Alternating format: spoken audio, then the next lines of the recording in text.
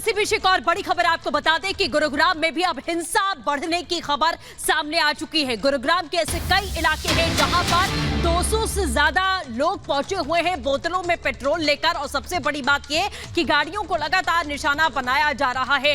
तो पहले नूह में हिंसा होती है, वहां सिचुएशन कंट्रोल करने की कोशिश की गई, FIR लिखी गई, और उसके बाद आप ये देख रहे हैं कि किस तरीके से सोहना में माहौल खराब करने की कोशिश की गई, और उसके बाद अब देखिए कि गुरुग्राम में भी हालात लगातार खराब होते हुए यहां दिखाई दे रहे हैं। तो हरियाणा में लगातार दंगा और साजिश अब बढ़ती जा रही है। CM मनोहर लाल खट्टर को भी आपने सुना, लगातार वो हालात पर नजर बनाए हुए हैं। लेकिन सवाल यही है कि आखिर ये कौन लोग हैं जो जगह जगह हिंसा भड़काने की साजिश कर रहे हैं। लगातार प्रशासन और सरकार कोशिश कर रही है, लेकिन हिंसा के मामले लगातार बढ़ते जा रहे हैं। गुरुग्राम से ताजा खबर आ रही है, उसके मुताबिक 200 उपद्रवी बोतल में पेट्रोल लेकर पहुंचे थे, दुकानों को आग लगाई, घरों में आगजनी की। सेक्टर 66 की घटना है और तस्वीरें देखिए कैसे उपद्रवी वहां पहुंचे थे। पुलिस के लोग भी वहां दिखाई दे रहे हैं। कादरपुर और बादशाहपुर ये वो इलाके हैं गुरुग्राम के जहां पर ताजा हिंसा की तस्वीरें देखने को मिली हैं। पुलिस वहां पर उपद्रवियों को कंट्रोल करने की कोशिश कर रही है, लेकिन देखिए एक बार फिर से नूह में जिस तरह से पूरे दिन हिंसा होती रही,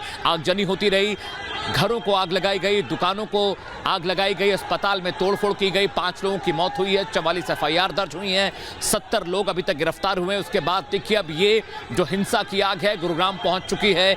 वहां पर सेक्टर 66 में कई दुकानों में तोड़फोड़ की गई, दुकानों में आग लगा दी गई। इसके अलावा कादरपुर और बादशाहपुर वो इलाके हैं जहां पर घरों में भी तोड़फोड़ की गई है, आगजनी की गई है और आग के हवाले उन्हें किया गया। तस्वीर हम आपको दिखा रहे हैं, उपद्रवियों ने तोड़फोड़ को अंजाम दिया। 200 लोग बोतल में पेट्रोल लेकर वहां पर पहुंचे थे और वहां पर अचानक हिंसा शुरू हुई है।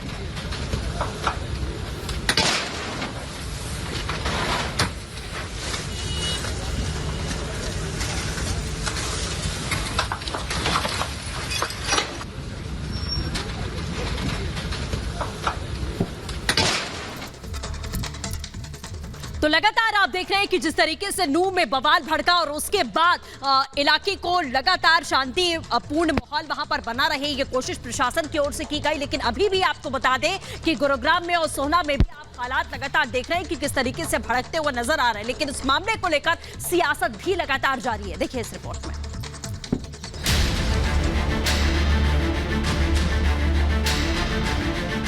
बर्खास्त कर देना चाहिए हरियाणा की सरकार। देश के हालात बिगाड़ने की कोशिश करते हो, तुम्हारे सामने सिर्फ चूंकि सन 24 का इलेक्शन खड़ा है। इस देश में जहर की खेती की जा रही है, उस जहर की खेती पे लगाम लगाना होगा। नूह और सोहना में सोमवार को हुई हिंसा के बाद आज चारों ओर सड़क पर सन्नाटा पसरा है। शहर की सभी दुकानें बंद हैं, तो वहां रहने वाले लोग सोमवार के भयावह मंजर के बाद दहशत में हैं। लोगों में खौफ ऐसा है कि वो घरों में कैद रहने को मजबूर हैं। आसपास के जिलों के साथ ही दूसरे राज्यों ने भी हिंसा को लेकर अलर्ट जारी कर दिए। हरियाणा में नफरती हिंसा की आग सुलगी तो सियासी पारा भी बढ़ गया। चिंगारी दिल्ली तक पहुंची और बवाल को लेकर विपक्षी बरस पड़े। कांग्रेस नेता प्रमोद तिवारी ने इसे राज्य सरकार का टोटल फेलियर बताया और CM से इस्तीफे की मांग की। तो बीजेपी सांसद मनोज तिवारी ने कहा कि साजिश करने वालों को मुंह तोड़ जवाब दिया जाएगा। बर्खास्त कर देना चाहिए हरियाणा की सरकार को।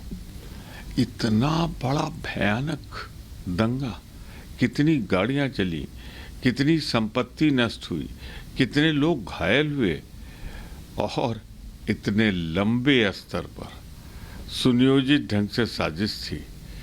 पर गृह मंत्री का बयान है हरियाणा के कि इसकी भनक नहीं लगी। हमें पता नहीं था, हम समझ नहीं पाए, हमें कोई सूचना नहीं थी। इसी को इंटेलिजेंस फेल्योर कहते हैं। जो भी लोग इस तरह से आतंक मचाने की कोशिश कर रहे हैं, उनको जवाब बहुत मुंहतोड़ मिलेगा। हंगामा बढ़ा तो संभल से समाजवादी पार्टी के सांसद शफीकुर रहमान बर्क भी कैमरे के सामने आए और उन्होंने हिंसा के लिए सरकार को जिम्मेदार ठहराया। बर्क कह रहे हैं कि हिंसा के लिए मुसलमानों को उकसाया गया, तो रामविलास वेदांती बोल रहे हैं कि साजिश भाईचारा को बिगाड़ने के लिए रची गई। मुसलमानों की तरफ से नहीं की गई, बल्कि ये हिंदू भाइयों की तरफ से ही हुई। ये मुसलमानों की तरफ से नहीं हुई, मुसलमानों को छेड़ा गया और मुसलमानों के खिलाफ गलत आवाज़ें उठाई। तो हमें ये चाहिए कि सच्चाई को देखें, और क्यों खामखा के लिए देश के हालात बिगाड़ना की कोशिश करते हो? कि जानबूझकर तथाकथित कुछ नेताओं के द्वारा हिंदू मुस्लिम दंगा कराने का षड्यंत्र कराया जा रहा है। मुझे ऐसा लगता है कि 2024 के चुनाव से पहले सांप्रदायिक दंगा के नाम पर कांग्रेस, सपा और अन्य कुकृत्य कर रहे हैं, जिसकी मैं घोर निंदा करता हूं। कांग्रेस सांसद दीपेंद्र हुड्डा ने भी घटना को लेकर सरकार पर निशाना साधा, तो वहीं केंद्रीय मंत्री कृष्णपाल गुर्जर ने कहा कि हरियाणा में हिंसा भड़काने के लिए जिम्मेदार लोगों के खिलाफ सख्त कार्रवाई की जाएगी। जिस तरह से दो समूह में तनाव बना, ना सिर्फ बहुत दुर्भाग्यपूर्ण है लेकिन बहुत पीड़ादायक भी है, क्योंकि हरियाणा के अंदर इस तरह की घटना कोई इतिहास नहीं रहा है। मैं ऐसे समय में सभी प्रदेशवासियों से हाथ जोड़ के ये अपील करना चाहता हूं कि सभी प्रदेशवासी आपसी भाईचारे को, आपस में अमन चैन शांति सद्भाव को कायम रखें। हर कीमत पे हमारा भाईचारा खराब नहीं होना चाहिए, बना रहना चाहिए। और जो उपद्रवी तत्व हैं जिन्होंने इस शोभा यात्रा पर इस तरह का कायराना कृत्य किया है, उनके खिलाफ सख्त से सख्त कार्रवाई की जाएगी। किसी भी कीमत पर उन उपद्रवी तत्वों को जिन्होंने ये हिंसा फैलाई है उनको बख्शा नहीं जाएगा, उनके खिलाफ कार्रवाई होगी। राज्य में शांति के दुश्मनों की तलाशी के लिए पुलिस तलाशी अभियान चला रही है। सीसीटीवी और लोगों से पूछताछ कर उपद्रवियों की पहचान की जा रही है। Bureau report, Republic Bharat.